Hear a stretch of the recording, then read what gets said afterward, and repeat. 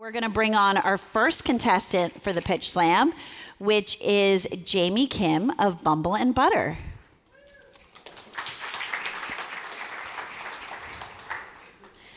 Hi everyone, my name is Jamie Kim. I'm the founder of Bumble and Butter, where we are reinventing the granola category. So I'm excited to be here today because I've always wanted to be a part of the food industry. But my journey started not in packaged food, but in fine dining. So when I was in high school, I was interning for one of the world's best restaurants, 11 Madison Park in New York City, and that was where I was truly inspired to create these amazing emotional experiences surrounding food. So what you see here is an 8-course Mother's Day brunch that I created at home. It was a pretty common occurrence for me to frequent the farmers markets for the best ingredients and to even hand paint all these menus. So when I came to Cornell University, where I'm currently in my final year studying hotel administration, I realized that I missed being able to cook like this. And as I was walking through grocery store aisles in search for convenience, I realized the concepts that I'd learned working in restaurants wasn't being translated to packaged goods.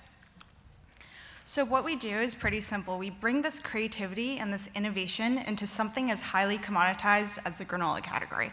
And this is for the customer looking for uniqueness in everyday items. So from the consumer standpoint, we all know that granola has been done over and over, but with the same flavors. So what we specialize in is 3 distinct flavors. The first being a sharp cheddar with cracked black pepper, which is my personal favorite.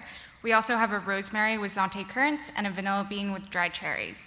Now you can use this granola on top of soups, salads, whatever needs a little bit of crunch, but most people like eating it straight out of the bag. And with that, we've been able to expand granola past that notion of simply being a breakfast item. We're also highly committed to great ingredients. So we only bake with 100% grass-fed butter sourced locally instead of refined oils like most granolas. And what this has done, not only does it add more flavor, but it also adds a level of transparency and trust with our customer. And we've been able to find that we've been able to reach that customer who doesn't normally buy granola. So our 2-ounce currently retails for $2.99 and our 8-ounce at $8.99. We currently self-distribute to local retailers, and we recently had Whole Foods approach us. So as of this month, we are officially launched as a local brand. Our Amazon Prime and our online store also accounts for over 50% of our sales, and we've been seeing a 50% return customer rate. Moving forward, we want to continue strengthening our online business and continue having retailers approach us. Now the team is the 2 of us, me and Devin Rosen, who are both seniors at Cornell University. Devin handles all the food science, I do the marketing and creative, and we also have our mentor, Katrina Markoff, who is the founder of Vosges Chocolate and Wild Ophelia. Thank you.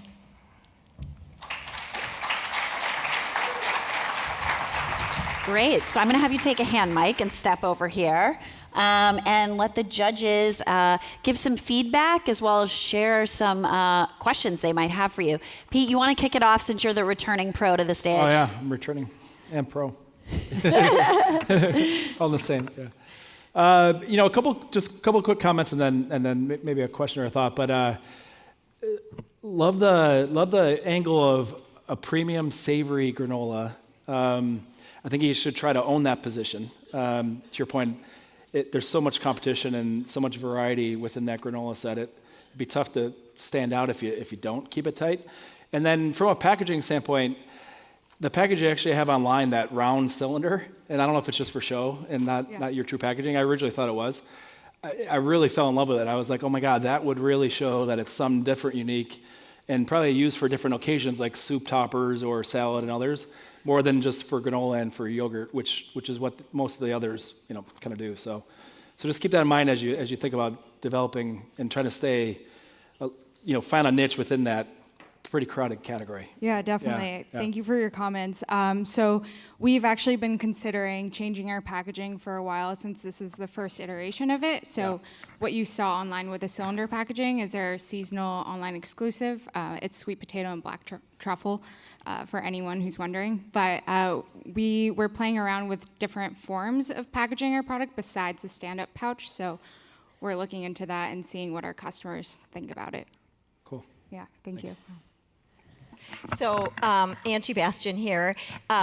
Tell me about the name, Bumble and Butter. What does that mean, and how is it connected to your product? Yes, so the whole inspiration behind it was having great alliteration with the brand. So bumble and butter, it sounds really homey. And our two key ingredients are honey and grass-fed butter, which are both sourced locally in upstate New York. So we really want to bring that feeling of farm to table into something like granola. Alex, how about you from a retailer perspective? What do you think about how your customers might respond to this, or consumers in general? Yeah, just one quick. Hi. One quick question is it intended to be more crumbled or intended to be bigger pieces? Because I noticed there's variety in kind of the different bags. Right.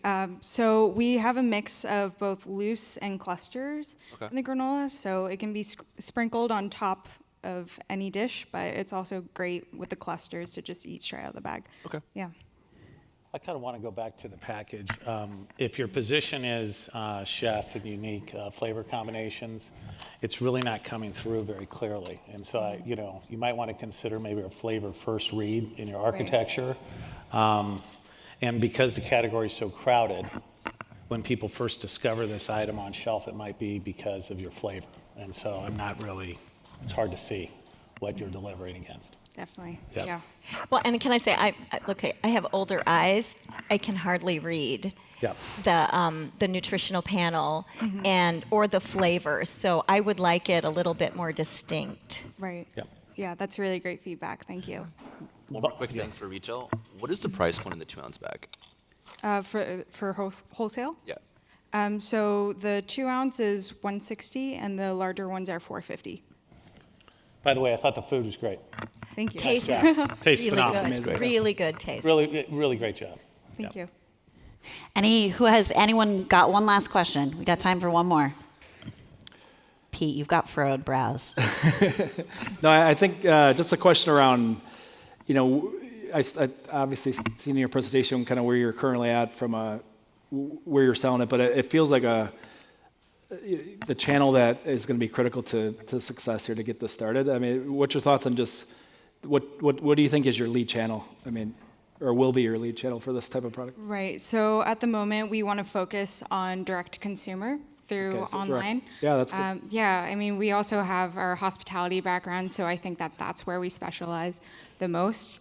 But moving forward, we think that Whole Foods could be a really good market for us because we think that that's where our shoppers tend to be. Okay, great.